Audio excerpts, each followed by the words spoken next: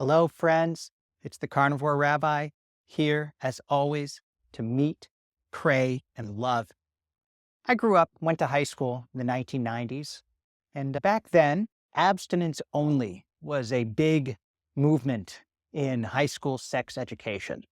Now, I'm not getting into the debate on whether it's effective or not, or right or not, but I do want to look at abstinence only when it comes to nutrition and the carnivore diet, because that's a big issue.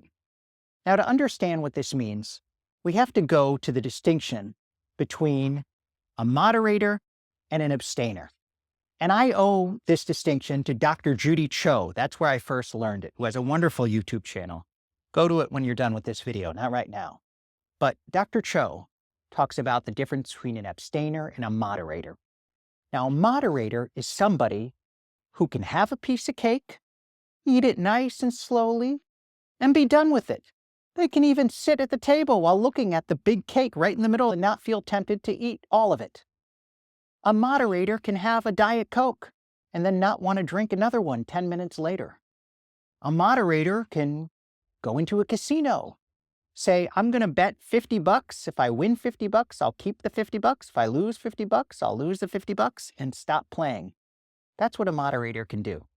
An abstainer, on the other hand, can't have one piece of chocolate cake without gobbling it down and wanting another and a scoop of ice cream with it.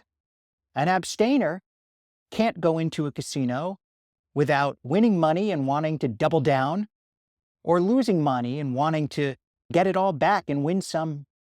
An abstainer can't have one Diet Coke and then not want to drink 4 or 5 over the course of the rest of the day.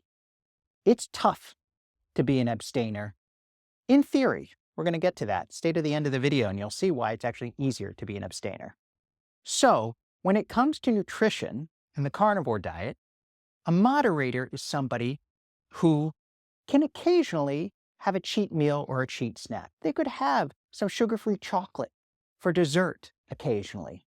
Once in a while, go out to dinner and have a cheat meal. Maybe have some mashed potatoes with the steak, or put some ketchup on their burger.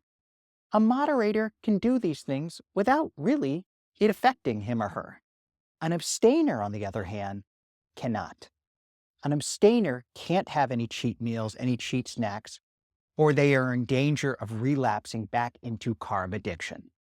Addiction is such a powerful force. In fact, many people think that grains have an opiate-like substance in them that addicts us to them, and we want more and more. That's an issue for another YouTube. But an abstainer cannot have cheat meals or cheat snacks. An abstainer, when it comes to other issues like gambling or drinking, can't walk into a casino, can't have just one drink.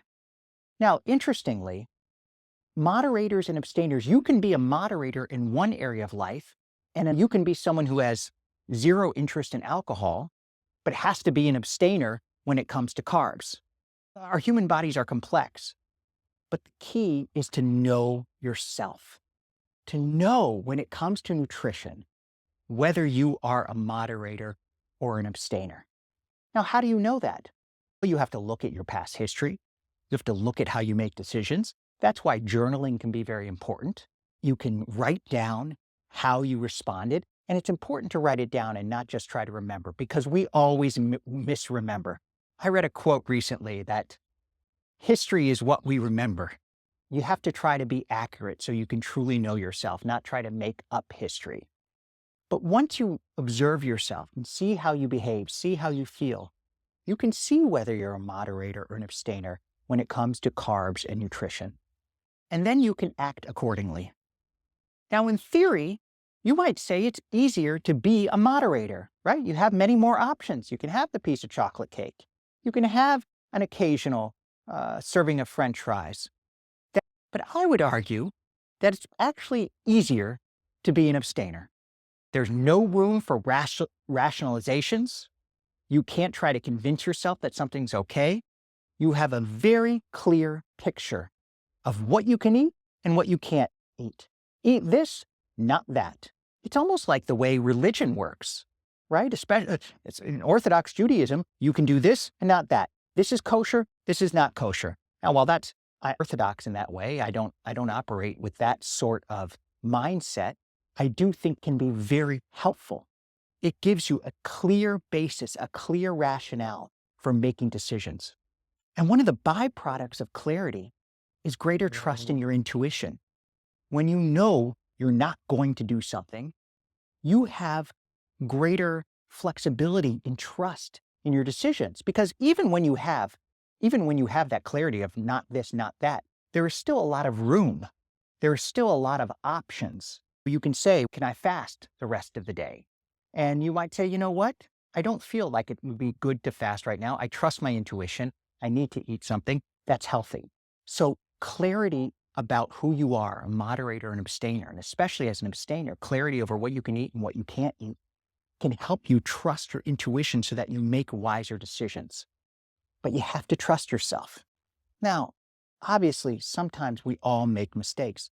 And one of the greatest benefits of the carnivore diet is that it's usually pretty easy to jump back. It's not instant, but you can recover pretty easily. But know yourself. Know yourself, whether you are a moderator or an abstainer. I would say that when it comes to the carnivore diet, many of us are abstainers. There are some moderators. I know several moderators. But many of us are attracted to what many people consider an extreme diet. I don't consider it an extreme diet. I consider it the proper human diet. But many people are attracted to it because of its simplicity and clarity. And that is often attractive to people who are abstainers. So what do you do with this knowledge? You operate by it. You know yourself. And when you're an abstainer, you stick with what works. You don't try to veer off into other directions. You trust yourself. There's a beauty in the simplicity. We human beings, we have a constant desire for novelty. That might be part of our evolution. In ancient times, we probably always wanted to keep options open. We wanted to know that we could go somewhere in case there was a flood or a famine here. So we evolved to be people who were open to lots of different options. And that's good in many areas of life. But when it comes to nutrition, especially if we're an abstainer, we should avoid all those options. We should stick with what works.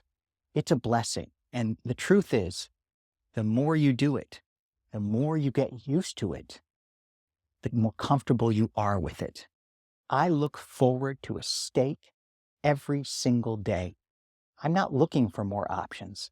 I'm looking to enjoy the option that makes me feel best.